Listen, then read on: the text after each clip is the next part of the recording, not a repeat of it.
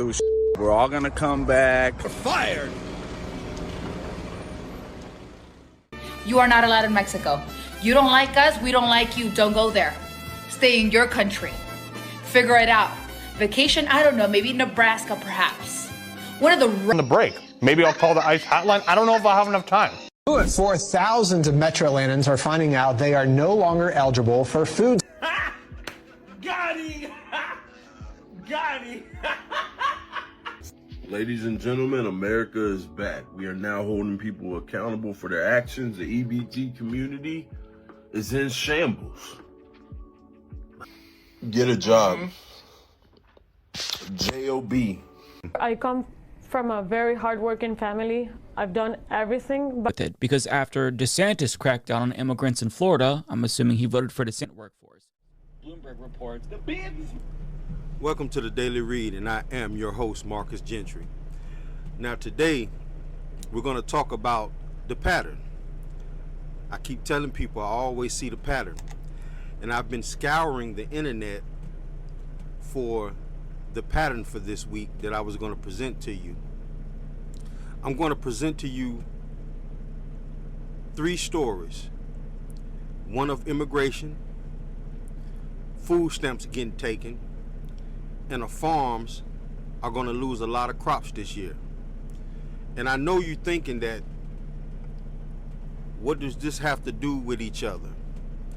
There's a clear pattern here. And I'm going to make it clear to you if you stick around to the end. If you like the channel, hit that like and subscribe button. And I want to give a shout out to Pink Book Lessons also. She's funny.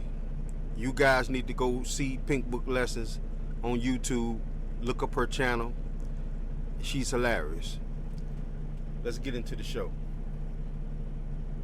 The bids, motherfucker. The Daily Read. Your source for news, politics, sports, and all things trending. Here's your host, Marcus Gentry. Mexican were a thing. Biden. I went to work. They said, "What are you doing here? Trump won. We don't need you anymore." I said, "Biden." I'm back, bitch. It only took 2 days or a couple hours, you guys, and I'm back in the U.S. See, I told you guys this immigration shit ain't gonna stop nothing, you guys. Nothing. It's not gonna do shit. We're all gonna come back. Nothing's gonna happen. I'm just waiting for my ride now, but you guys, I'm back. I'm back. And I don't know what y'all think. If y'all wanna hate me, but I'm back in the U.S. I can smell the chicken nuggets, the hamburgers. I just gotta watch out for eyes around this parking lot because those be hiding. I'll take us the fuck out of here. I'm doing this shit again. Look what the fuck do your house. Look what the fuck do your street. Come get it, bitch. A few moments later. You're fired. Now I want to say something about this guy right here. I worked in construction before for almost 7 years. And I'm going to tell you, that's some hard back-breaking work. And everybody's going to get touched by the Trump administration. Everybody. They're taking food stamps. They're sending immigrants who do a lot of hard work here in America. And they do the hard work because they're trying to stay here and make American dollars. It's the equivalent of being a drug dealer because they make a lot of money. When you got $1 to 56 pesos, that's a lot of money in their home country. That's why they come here. They don't come here to commit crimes. Are there criminals that creep across the border? Yes, there are. But these people come over here to make the American dollar. Everybody's going to be touched by this because you might have that sister or cousin that might call you because her food stamps got taken and she know you work. So she might say, "Hey, cuz, hey, bruh, you know, hey, friend, can I get a couple of dollars, man? I need to feed me and my kids. You see, everybody's going to be touched by this. But there's a pattern that you guys need to recognize.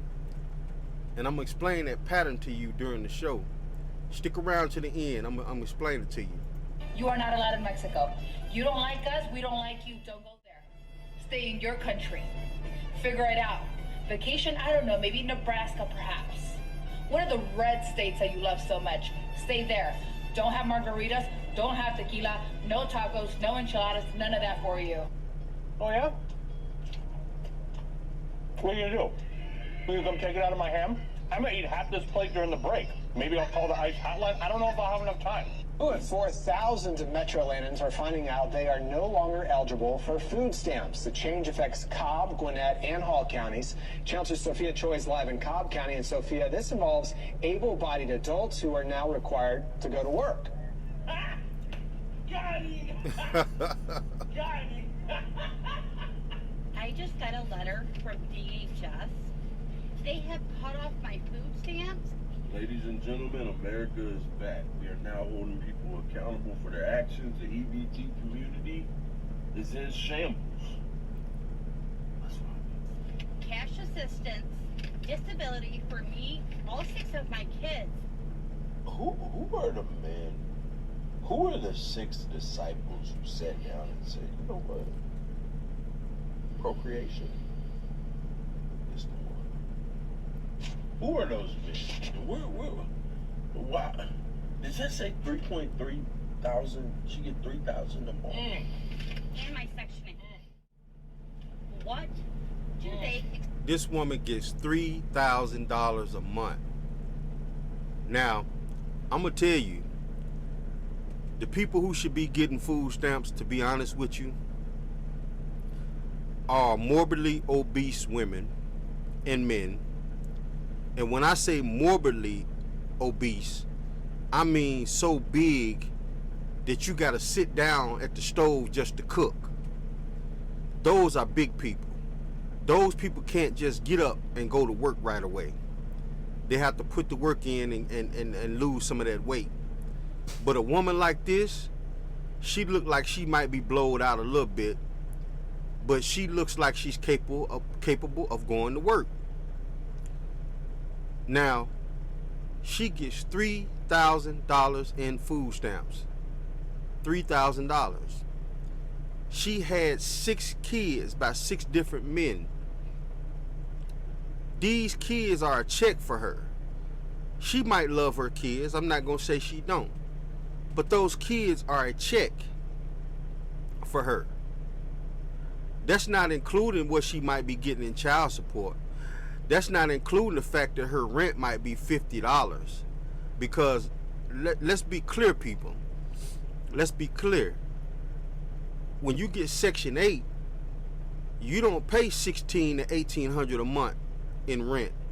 You pay like maybe $50 to $100. The government subsidizes most of this. You see, the pattern when it comes to the food stamps, listen carefully. The pattern when it comes to the food stamps is these women be delusional.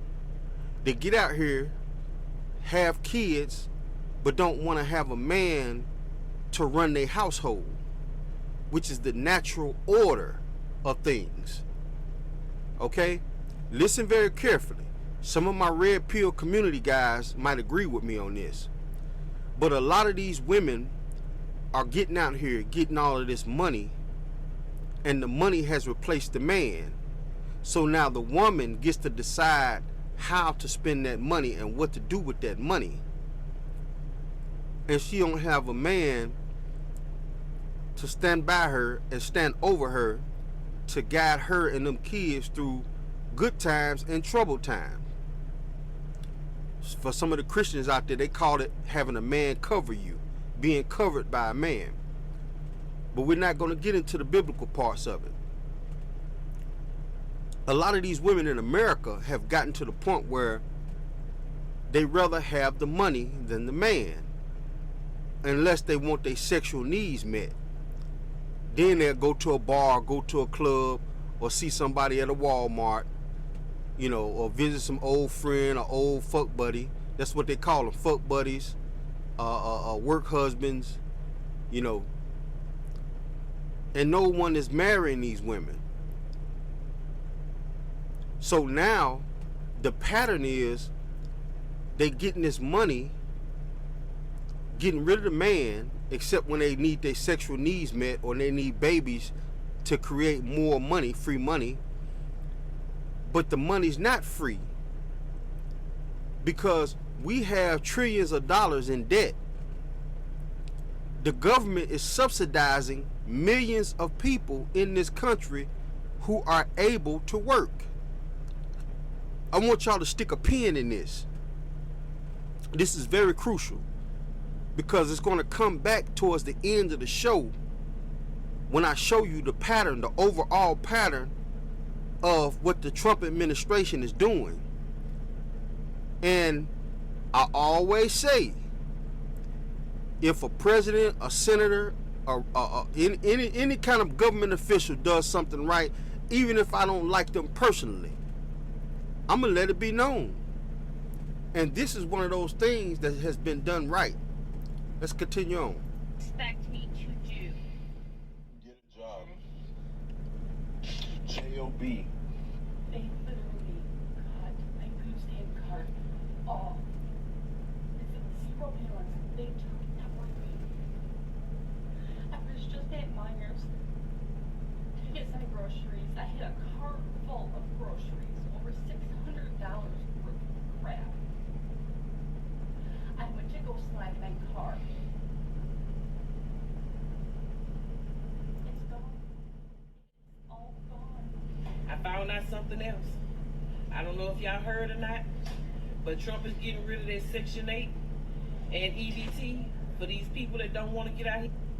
That last woman you saw, that last woman on the screen, she just like that other woman. Okay? These women might be a little bit chubby. You know, we call them pogs. In the porn industry, they call them pogs. You know, fat white women, thick white women.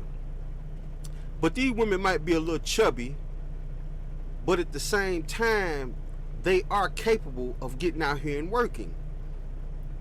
And what's the first thing a woman says when somebody says, what do you want in a man? She wants a provider. And Uncle Sam has been the provider for most of these women. So now that Trump is in office and him and his administration has started hacking off food stamps, now you gotta either go back to your baby daddy or find a new man that's gonna come into this household with all these badass kids. That's what's finna happen. Remember, I said there's a pattern to all of this. Stick a pin in this because it's gonna come back towards the end of the show. And go to work. Your time is up, baby. Y'all, I know most people like us really not feeling Trump, but I'm kind of feeling him on what he's saying about this. Now, how many of y'all have family members, friends, people you know that's been living off Section 8 for 20 years? They rent $3. They don't go to work.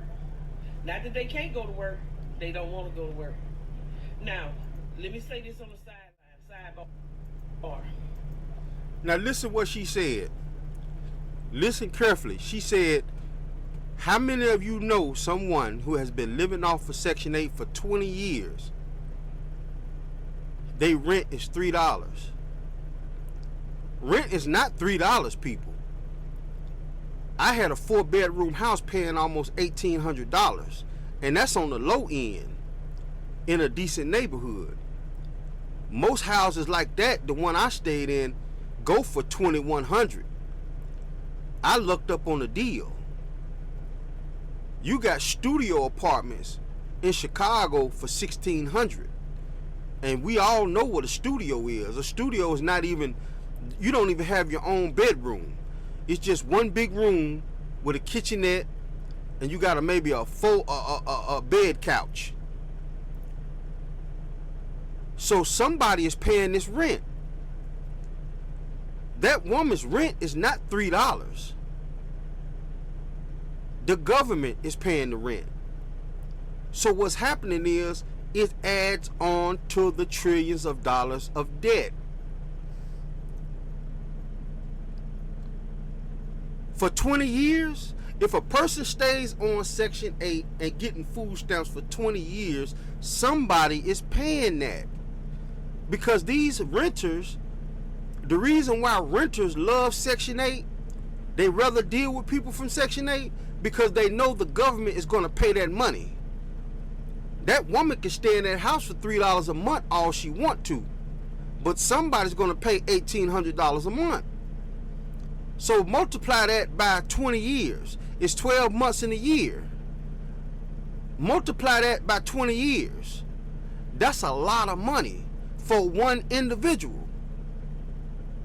Then you multiply that by millions of women and men who are on Section 8. It's a pattern. They do have some people that need Section 8. Some people that, you know, medically they can't go to work, or, you know, they just can't physically. I get it. I'm not talking to you. Let me tell you about that. Remember what I said. Morbidly obese people might need Section 8. Handicapped people might need Section 8. Mentally ill people, you know, they just can't go to a workplace because they're physically, mentally ill. They might need Section 8.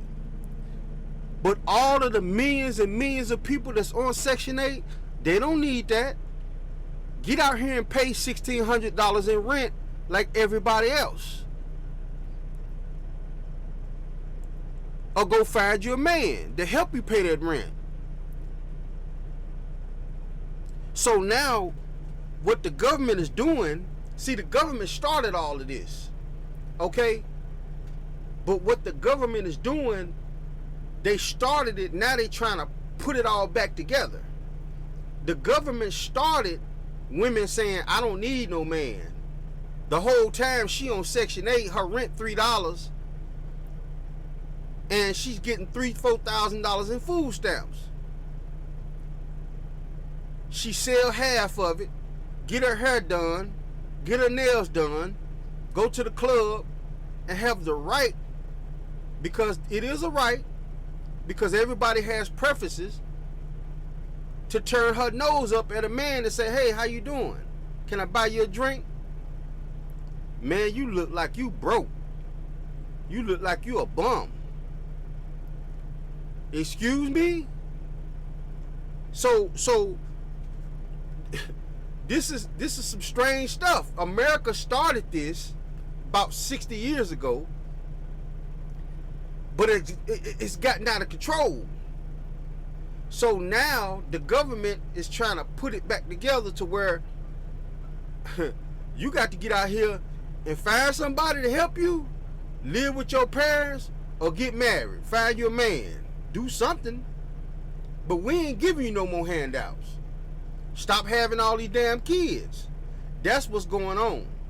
That's the pattern. But like I said, there's a bigger pattern in all of this. You just got to stick around and I'm going to show you. I'm not talking to y'all.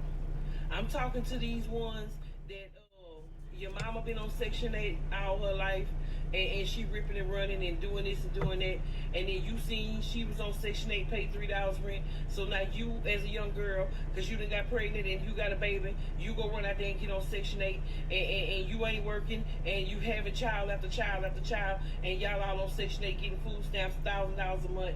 And no, that's all about to stop. That's who I'm talking to. Okay? Trump said that's enough. So for us people that goes to work, that's working, he said you got to have at least 30 hours. Okay? 30 hours a week to qualify for the program. Trump administration has revoked a decision that would have protected roughly 600,000 Venezuelans from deportation. The move means some Venezuelans with TPS could... I want y'all to remember what she just said. A person has to make 30 hours a week to get food stamps. Stick a pin in that. because this is going to be important later on in the show. Think about that. 30 hours a week. Could be facing deportations as early as 2 months from now. That you think is more at risk out of all those people? The ones that committed crimes, they're gonna be kicked out. The news that we woke up for today must have been as frustrated as they have been for me, even for Trump supporters, because it hits home. It's different.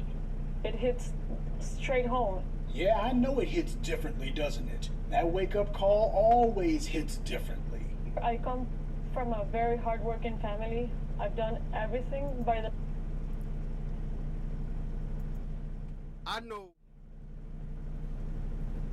I know this might seem like I'm all over the place, but I'm not. I just talked about the whole food stamp situation. Now we're going back to immigration and the deportation of immigrants, illegal immigrants. Remember what I said at the beginning of the show. All of this stuff has a major pattern. Okay? Look at this woman. She can pass for a white girl. A lot of these Hispanics come here. You see, when we go to their country, they love us over there. When we go to the Philippines, we go to Mexico, we go to the DR, the Brazil, Venezuela, the women in that country love us men because we bring American dollars. We're like at the top of the food chain. But when they come here, a woman like her, she won't fool with a black man. You know, she's very particular about who she fools with. And I'm going to tell you why. Because they've already identified who has the power in this country. They already know the history of slavery. They already know the history of, you know, the water hoses and the German shepherds getting put on black people that marched. They already know the history. So a woman like her, who's a Venezuelan, will come over here and identify as being a white girl. Ooh, you black, I don't date black people. But if they ship her back to her country and one of the passport bros go down there and she see him at a resort, she gonna be all over it. Hey, Poppy, you want a good time, Poppy? You know, this is reality. This is life. These people come over here, and I've seen it because I know Mexicans. I know Hispanic people. When they come here, they act like they white. And it's not just them. It's the Chinese, the Japanese, the Koreans, the Indian, the Hindus, all of them people. When they come here, they date white men. When they come here, they don't hang with black people. They don't fuck with us like that. Every blue moon, if you're a black man that pulls up in a BMW or a Rolls Royce, yeah, you might pull a Venezuelan woman. She might be fine as hell. But the overall message I'm trying to explain to you is these people have already identified who's the power. That's the reason why the pattern in this is that's why they voted for Trump. They voted against their own self-interest. I'm almost willing to put my money on it that this woman right here voted for Trump. I'm almost willing, and everybody around her that knows her is a Trump supporter. Her family that lives here is probably a Trump supporter. They voted against their own interests because when they came here, they already identified as being white people. We don't want to identify as being brown and black. You know, you get her license plate out of her purse, it probably has ethnicity white. Because America doesn't have ethnicity Venezuelan. It doesn't have that. It has white, black, Latino. and she probably either has Latino or white. And a girl like her, she could almost pass for a white girl in Nashville somewhere. If you see her at a bar, you know, you go down Broadway and step into Club Hollywood, she might be in there with 3 or 4 white girls, look just like them. You can't even tell the difference. This is some deep stuff. A lot. She works so hard. Last time I heard people talking like that, it was the tethers, but they fell silent when Border Patrol was whipping them with those horse bridles. Yeah, migrants tend to glom onto whatever white media talking points they think will help them, and they love to say that thing about the immigrants are hardworking, etc., etc., but white supremacy doesn't care about how hard you work. Slogans and talking points are not what white supremacy cares about. Yes, the ICE raids in New York and Chicago are PR stunts, obviously. Trump wants to be able to throw some red meat to the Fox News degenerates and say, we're taking action in those blue cities. It just goes to show all the members of the Trump White House are going out of their way to try to get headlines for themselves, but then again, team reflects leadership, as the old saying goes. But when it comes to Kristi Noem trying to make it look like she's personally leading all of these immigration raids, well, apparently she didn't realize the folks at home noticed that the story said she went into New York City with 90 ICE officers and cops, most of whom were there for her personal protection. And what did this 90-plus squad do? They arrested 20 individuals in 4 hours. 20. That's it. According to Officer Eric Adams of the NYPD, there's an estimated 470,000 illegal aliens who are living in his city. But of course, as crooked as Officer Eric Adams... 400,000 illegal immigrants living in New York, and they arrested 20. 20. This is a PR stunt. But Donald Trump did say every day of his administration they're going to send people back home. That's 4 years, 12 months in a year, 365 days a year. For 4 years, the man said he's going to send planes flying back to their country, dropping them off. We don't want you here. That's what he said. But so far, all I'm seeing in New York is PR stunts. But that doesn't mean nothing. Because in other places like Nevada, New Mexico, Texas, you know, it's going down. They shipping them out by the busload. So what Kristi Noem did was a PR stunt. But that don't mean just because that was a PR stunt that they're not rounding them up by the hundreds. Everybody's going to be touched by this. And for you Hispanics out here who done ran across my show, I'm going to tell y'all something. I've been around your people. I've dated a real Mexican woman who didn't have her green card. I had to break up with her. She sexed me up for like 2 months.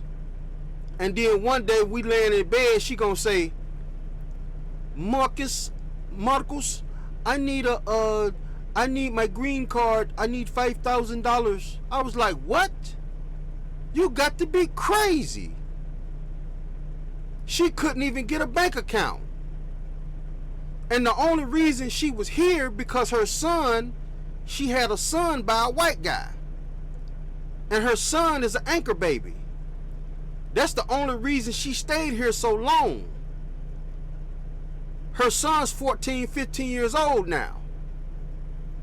And he stays with his father.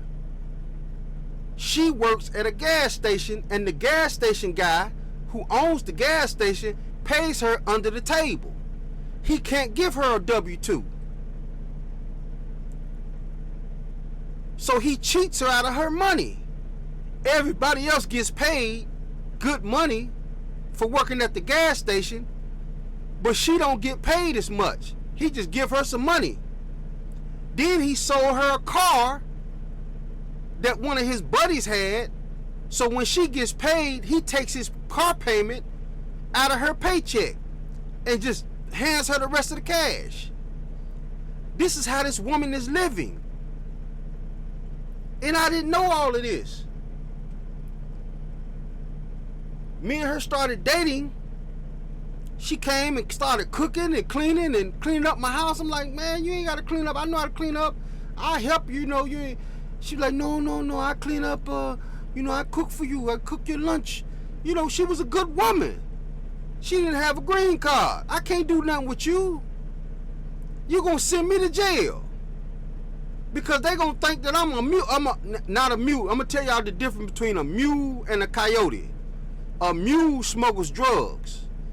A coyote smuggles people. And coyotes get a lot of time too, just like mules do.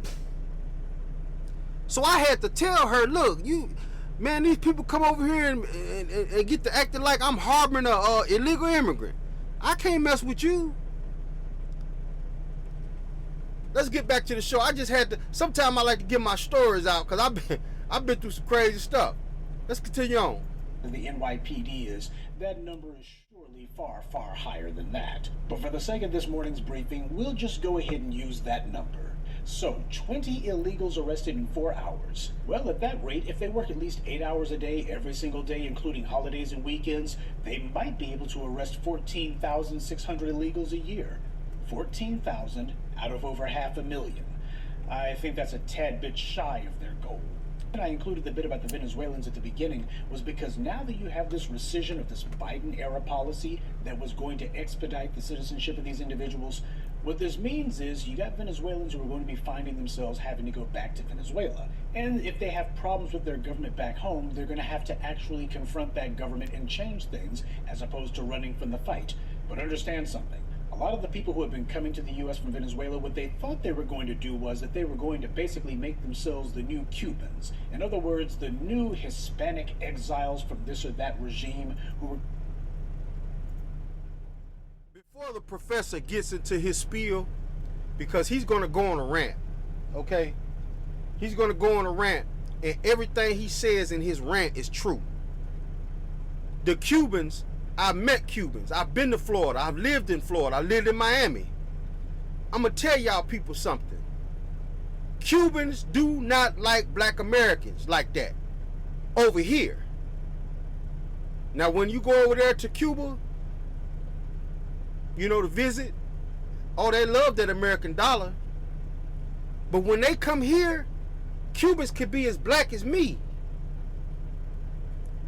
But they going to act like they white people. Because they already know where the power is. And now the Venezuelans act the same way. Now listen to this rant. Going to come to the United States, and basically they were going to snuggle up to the Republican Party and say, hey, we're dealing with some sort of pseudo-socialist in our home country, and because of that, we want to be honorary members of the oppressor class. That's what you got going on in Florida. Some of the most mouth-frothing anti-black racists that you've ever seen have been those Cuban exiles and their relatives who have come to the United States. You got a bunch of folk from Venezuela, racist as the day is long against black people. And for a lot of them, the main thing that they've got against the current regime in Venezuela is because of the fact that the Maduro administration is continuing the policies of his predecessor, Hugo Chavez. And one of the things that Hugo Chavez did was he basically withdrew the clean bill of health that the Blancos had in the government down there. He started bringing in people who were not part of the Blanco ruling class. This displeased not only the individuals who were in charge there, but also the U.S. who have been getting a free ride from Venezuela's oil. And as far as they're concerned, hey, they're sitting on top of the largest oil reserve on the planet, potentially, and that being the case, it's in the U.S.'s backyard, and if Chavez won't play ball, then they need to remove him and get somebody in there who will. But my point is, even though you and I can all see that the majority of the people coming in from Venezuela are not white, obviously these are brown people and some from darker than that, nonetheless, they identify as white. That's how they see themselves. And as black Americans have observed, at least for the last 150 plus years, certainly since the Civil War, when the first massive waves of European immigrants began to come to the United States, all of these folk around the world, they already know what the racial situation is in the United States. They already know the rules of racism. and that if they're trying to apply to get themselves a place on the ladder higher than black folks, they know what they got to do. The audition process is you go ahead and make it clear that you are hostile toward foundational black Americans, and that's how you begin the process of getting your honorary. I need to stop that real quick, because he said a few things in his rant. Honorary white citizens is what they want to consider themselves as. They don't want to consider themselves as brown or black people. Okay, I need y'all to understand that. He also said something about foundational black Americans. Understand what that means. 21 Savage is not an foundational black person. Not a foundational black American. He's from England. What he's saying is foundation. This is a new word that I hear a lot of black media spouting out these days. Foundational black Americans. What he's trying to say basically is the original black Americans, the great-great-grandsons and great-great-granddaughters of slaves. We are the foundational black people. And these Latino immigrants and illegals that come over here, they already know the racial situation in this country. So when they come over here, they can't stand black people, even though we ain't done nothing to these people. There has been gang wars in California between the Hispanics and the blacks, because when they come over here, they don't fool with black people, because they already know you get to hanging out with them black people, white people are going to try to deport you. They know what the bread is getting buttered on, what side the bread is getting buttered on. They know. Let's get back into it. Member of the oppressor class code. And this is what's been happening for the longest time. Migrant gangs have been targeting black residents and even legal migrants who have been just as racist toward black Americans. And this is what happens when people begin to think of themselves as honorary members of the oppressor class. In Latin America, the Blancos run everything, and they don't let the mestizos even pretend to think of themselves as white. But in the US, because that distinction wasn't officially made until the 1970s, and because these state and even federal governments played along and allowed people to claim to be white on driver's licenses and census forms, a lot of those immigrants thought that that meant they were actually on the team. We grow tomatoes here in the Ruskin, Florida area, as well as the Homestead. I'm going to stop there before we get to him, because like I said, there's a clear pattern to all of this. Okay? It's a clear pattern. And the clear pattern is, we already talked about the pattern with the food stamps. Now let's talk about the pattern with Latinos and other Europeans that come here. They want to be a part of the oppressor class. They want to identify with this white man that's on your screen. They want to be buddy-buddy with him. They want to vote like him. Oh, you like Trump? I like Trump too. Yes, we're going to go down and we're going to vote for Trump. That's my Hindu Indian voice. Yes, we're going to vote for Trump. We're going to go down and vote for Trump. They voted against their own interests, because these people really rather deal with the black people, because they've already broken us in. That's a whole nother discussion for another show. Understand what I just said, because that's going to be on another show.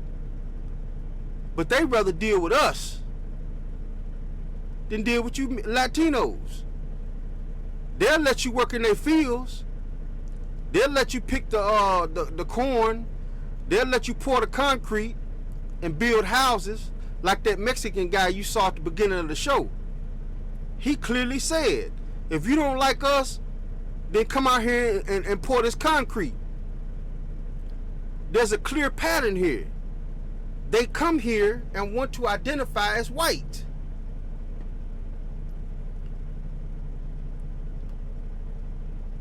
They want to take our resources that we have earned from blood, sweat, and tears. Because black people in America has fought in every war in this country. From the Revolutionary War, the Indian War, Civil War, Korean War, Vietnam, World War I, World War II. We black Americans, the great-great-great-great-grandson of slaves, have been in those wars. We fought for this country. So we have the right before you do. But what those people do is they come here and want to identify with the power structure. And the power structure ain't even the power structure anymore.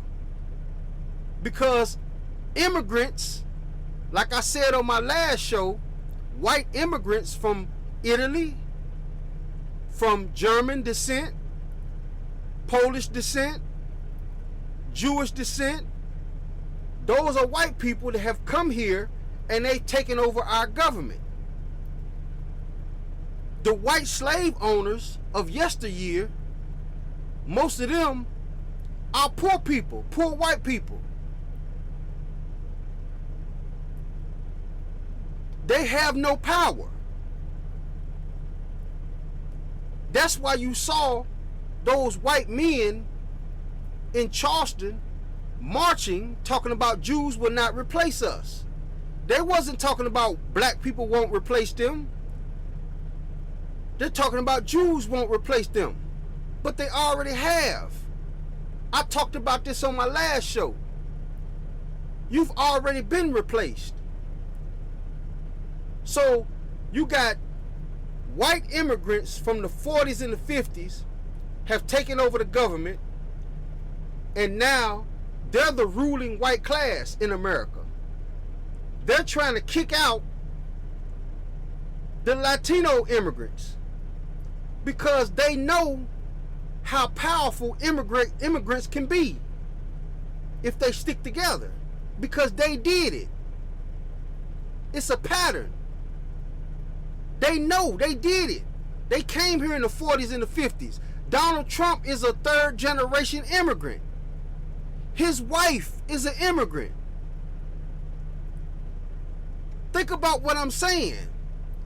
Donald Trump's Donald Trump's grandfather was a pimp who tried to avoid the German draft and came here to America through Ellis Island. And when he got to the ghettos of New York, he became a pimp. I studied this. I read up on it. Everything I'm saying is not made up. You can go check this out for yourself. His grandfather moved out to Seattle, moved out to Washington, then came back to America, had Donald Trump's father, they became rich through real estate, and now you got Donald Trump. Donald Trump is an immigrant, third generation. Donald Trump family wasn't here since the beginning like us. So what I'm saying is, immigrants who are white have already taken over the country. And now they're kicking out the Latino immigrants because they know in 40 or 50 years the Latinos are going to be so strong they might seize the government, just like they seized the government. It's a blueprint. Let's continue on. Florida area. The Mari Company is an almost 90-year-old company. I am a third generation along with my brothers and cousins. The company actually started in Boston with my grandfather and his two brothers. What motivates me to stay in the business and what excites me of farming is being outside and watching crops grow and produce product is exciting. The reason why we're talking about him today is because he is a Republican who voted for Donald Trump and is now worried that he might get exactly what he voted for. So on Monday, after Donald Trump was inaugurated, he signed multiple executive orders regarding immigration, One declaring an emergency at the southern border, another designating cartels as terrorist groups, which authorizes him to bomb them in Mexico, mind you, so that's a little bit worrying. He also suspended refugee programs, which resulted in the flight cancellation of more than 1,600 Afghans, which means they now can't come, even though they were cleared for settlement, and their lives are in limbo and could be in danger as a result. He reinstated the Remain in Mexico policy, and he also took aim at the 14th Amendment, which is birthright citizenship, by ordering federal agencies to not recognize babies who were born here as U.S. citizens if their parents were undocumented. Furthermore, the Wall Street Journal reports that Trump's mass deportation... I need to say something about that real quick. It's in the Constitution that any child born on American soil is an American citizen. He can't change that. He might have wrote an executive order saying that's possible, but it's not. He's lying. So that aspect of it is not true. He can write it all day long. That's a hope and dream of his. But he's going to have to get Congress to change that in the Constitution. And Congress is not going to change that. And this is the reason why Congress is not going to change that. There's a lot of American men for decades who leave the military and settle down overseas and find a wife and might bring their wife back to the country. Their kids are American citizens. There's a lot of men who don't have kids overseas or over here in America by foreigners, but they have foreigner mistresses who might get pregnant, and even though they might not want their wife to find out about it, they're going to want that child to be an American citizen. So Congress is not going to change that. Regardless of whether you're an illegal immigrant or not, if your child is born here, he will get a Social Security card. He will be an American citizen. You might not be. You might be considered an anchor, having an anchor baby. You know, the anchor is keeping you here because of the baby. But, you know, Congress has to change that. Let's get back into it. Deportations are set to begin next Tuesday, starting with a large-scale raid in Chicago with around 200 officers. Now, before mass deportation officially kicks off next week, farmers like Tony DeMare are pleading with Trump to not go through with it, because after DeSantis cracked down on immigrants in Florida, I'm assuming he voted for DeSantis too, well, DeMare's farm was negatively affected by it. So if Trump follows through with even more deportations, Tony feels like his farm is in genuine danger if he loses even more of his immigrant workforce. Bloomberg reports, Florida tomato grower Tony DeMare is all for President-elect Donald Trump slapping tariffs on the Mexican farmers who undercut him by paying workers a fraction of what he does. He wants to stop illegal border crossings and likes the idea of deporting migrants convicted of serious crimes. But when it comes to Trump's border promises to expel all 11 million undocumented people living in the country, DeMare thinks it would be a disaster for American farmers. Quote, we have to secure our borders south and north, but you have to have a workforce in this country, said DeMare, whose family has 4,000 acres of tomato farms in Florida and California. Now we finna bring everything together. You see, this man you see on his screen, remember what I said. Everything has a pattern, but there's a bigger pattern here. Number one, at the first of the show, I showed you where people are getting upset about him stopping food stamps in Section 8. Well, guess what? A man like this, all he has to do is go down there to the DHS office and tell all of the caseworkers, I have jobs. Listen carefully, people. Because you finna see a lot of baby mamas out there plucking oranges and tomatoes. Cause I remember when me and my uncle, we first came down here to Tennessee, they had this thing called day labor.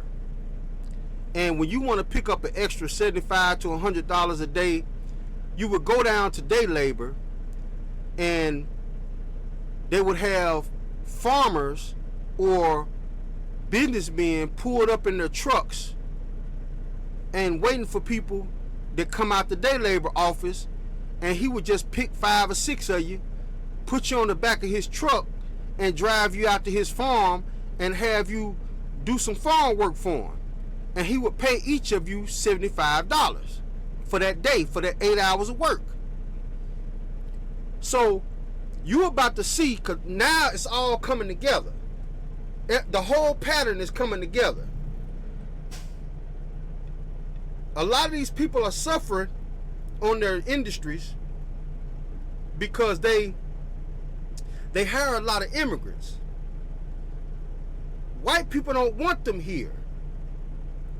So even though this man is hurting a savvy businessman, if I was his business coach, and which I'm not giving no legal advice, I'm not giving no business advice, but if I was his business coach, I would tell him, instead of you complaining,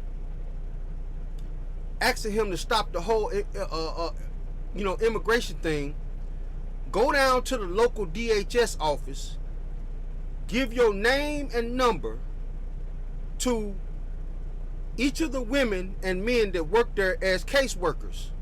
And when they have a woman that's able-bodied, or a man, because men are on food stamps too, that are able-bodied, that come in here wanting food stamps, you tell them, listen, I'm going to try to get you these stamps, but I need you to get these 30 hours a week. I got a man right here who needs work. He needs some workers. Call this number, and I'm going to call him and tell him you going to call him. I'm going to make sure you call him. Call this number, and I want you out there working. You got to give me at least 30 hours a week. So now you got 2 problems solved. You got 2 problems solved. You got the food stamps that got snatched up, and if you want to keep your stamps, you got to get out here and do at least 30 hours. And then you got these farmers and these construction workers that are losing workers because of the immigration bill, where they're transporting immigrants back to their homes. Everything's coming together. The whole pattern is coming together. Now you see what the administration is doing. And it's still going to affect a lot of people. It's going to be some rough waters before guys like him figure it out. I figured it out because I studied the patterns. He probably sitting at home right now scratching his head like, damn, I don't really want to hire some lazy ass black dude, got gold teeth in his mouth. He ain't finna get out here and pluck these tomatoes like that Mexican guy did. But guess what? That's who you gonna have to deal with. I don't want to pick some baby mama, man. She lazy as hell. She come out here and tear up my crops. She can't pick half the oranges that Mexican girl that they shipped back to Mexico did. She come here with 2 bushes. That Mexican girl had 20 bushes. But that's what you're gonna have to deal with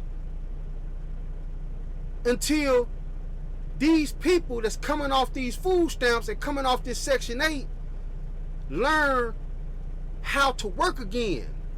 Because you got to realize some of these people are generational Section 8 holders. Some of these people are generational food stamp holders. We had food stamps when we were kids. But as we got older and my mother joined the military, we started seeing work ethics. So me and most of the people in my family started seeing work ethics. But a lot of people don't have that. They come from these hoods all over America, and they're used to gimme, gimme, gimme. Because in America, you got givers and you got takers. And the vast majority of people in America are takers. They don't know how to give.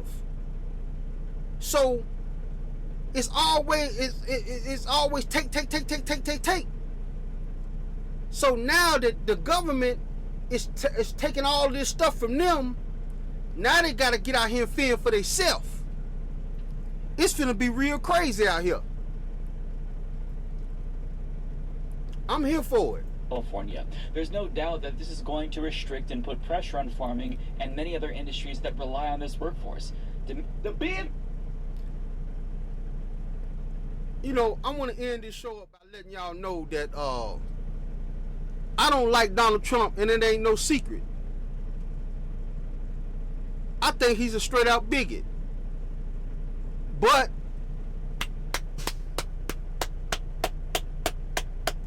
I'ma clap for him. This is a power move. And like I said, it's gonna be some rough waters for the next couple of years until these people learn how to work again. Because when you kick out all these immigrants, industries are going to be failing. But it's up to these guys who are running these big businesses. You got to go down there. You got to get in that pickup truck with all that dust on it, drive your ass down there to the DHS office and tell them caseworkers, look, I need 20 people for the summer. And you need to get these girls and these guys that's on food stamps working. We got to come together. And there you go.